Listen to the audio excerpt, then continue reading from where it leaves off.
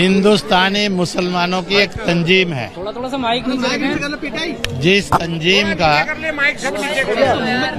मकसद है अमन और सलामती। इस अमन और सलामती का पैगाम देने के लिए 4 वर्ष पहले 2021 में निजामुद्दीन औलिया की दरगाह में दिए जलाकर उर्स की शुभकामना करते हुए और यह पैगाम दिया गया, रोशनी का यह त्योहार दीपावली यह सुख और समृद्धि का त्योहार है। इसलिए धन्वंतरी पूजा करते हैं ताकि सब निरोग हों, बीमारियों से मुक्त हों। कुबेर पूजा करते हैं ताकि गरीबी, भुखमरी, बेरोजगारी जाए और खुशहाली आए। इसलिए हर वर्ष की धनतेरस को इस दुआ को, प्रार्थना को करने के लिए जाति, मजहब, भाषा, दल, प्रांत से ऊपर उठकर एकत्रित आते हैं और दीपोत्सव इसको मनाया जाता है। मैं एक बात अपने किरदार से और हक से कह सकता हूँ, मैं ईसाइयों के चर्च में कई फिरकों में गया हूँ, मैं इस्लाम मतावलंबियों की मस्जिद और दरगाहों में खूब गया हूँ, मैं गुरुद्वारे गया हूँ, मैं जैन स्थानक भी गया हूँ, मैं बौद्ध विहार भी गया हूँ, मैं मंदिरों में भी गया हूँ। आज के आधुनिक जो आ रहे हैं, कहीं राधा स्वामी होगा, निरंकारी होगा, ब्रह्म कुमारी होगा, उन सब में भी गया हूँ।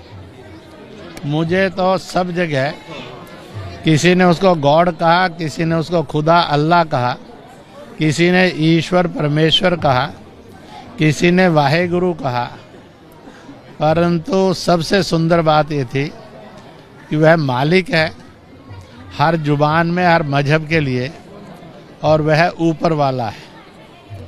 इसलिए ना मेरी आइडेंटिटी को कहीं खतरा आया, ना खतरा हो सकता है। इसलिए मैंने आज दुआ की, मालिक सारे जहां से अच्छा हिंदुस्तान हमारा, यह लाजवाब हिंदुस्तान जिसके लिए समय समय पर फरमाया गया है कि हिंदुस्तान की जन्नत कश्मीर है और दुनिया की जन्नत हिंदुस्तान है। तो दुनिया की जन्नत हिंदुस्तान जन्नत रहे, जिसके लिए रसूल ने फरमाया था कि सुकून की ठंडी हवाएं इंतहाई में मुझे हिंद की सरजमी से आती हैं, वो बने। इसलिए मजहबी दंगों से मुक्त हो, जातीय छुआछूत से मुक्त हो, नारी के शोषण अत्याचार से मुक्त हो, प्रदूषण से मुक्त हो। जो गरीब है, दुखी है, पीड़ित है, कमज़ोर है, असहाय है, निर्बल है, उसका शोषण नहीं हो, बल्कि उसके ऊपर ममता की चादर डालकर सब उसको आगे ले जाने के लिए मददगार हों। और इस प्रकार से ना कन्वर्शन हो, ना गांव लिंचिंग हो, ना ही और आदमी की लिंचिंग हो, लिंचिंग मुक्त हिंदुस्तान बने। तो मुझे ये विश्वास है कि हमारी गरीबी, बेरोजगारी, अनपढ़ता जाए, हम सब खुशहाली और भाईचारे के रास्ते पर आगे बढ़ें। मुझे पूरा भरोसा है मजहबों की कट्टरताएं खत्म होंगी, जातियों का छुआछूत खत्म होगा, लिंग में औरत पर चाहे तलाक जैसा हो, चाहे अन्य अत्याचार जैसा, वो नहीं होगा, बल्कि एक कामयाब खुशहाल हिंदुस्तान बनेगा।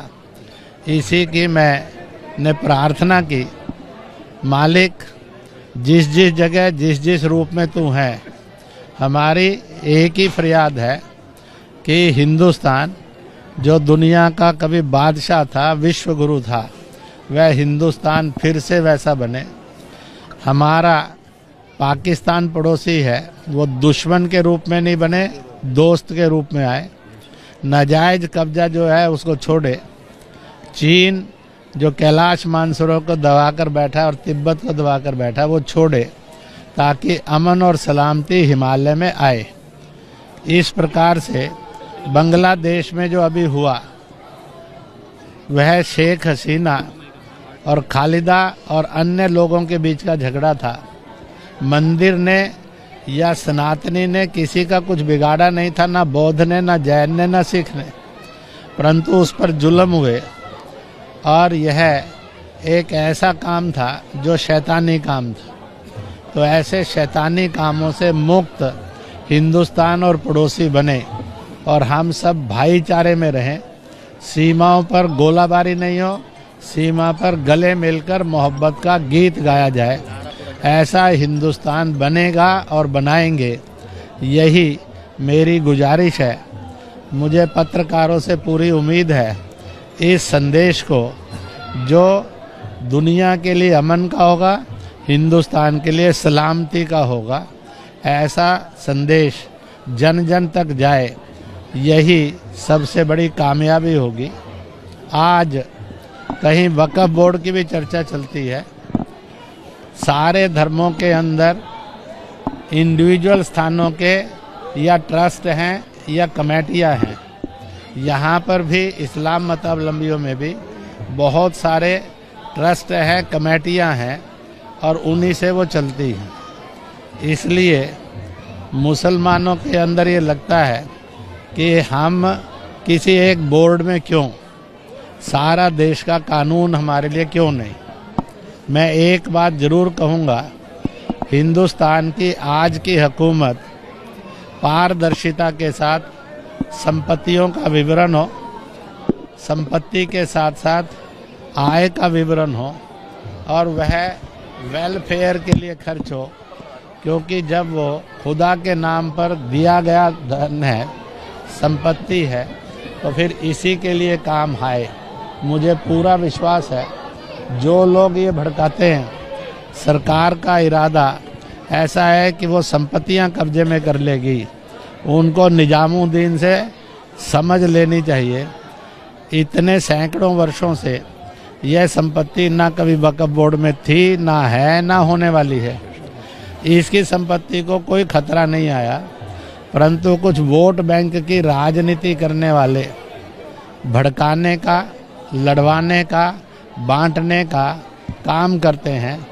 मैं मालिक से और ईश्वर से दुआ करूंगा उनको सद्बुद्धि आए।